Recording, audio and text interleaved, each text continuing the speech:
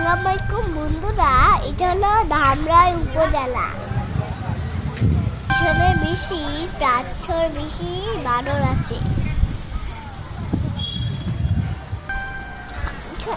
বানরটা এখানে ঝুলছে, আবার দেখে। এই যে বন্ধুরা এখানে অনেকগুলো বানর আছে। আমি আপনাদের অনেকগুলো বানর দেখাচ্ছি। দেখুন বানরগুলো খেলা হচ্ছে, ঢুকছে।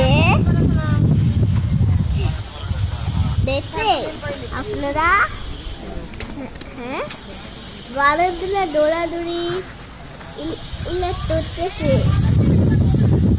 ওয়াও বন্ধুরা, কতগুলো বানর।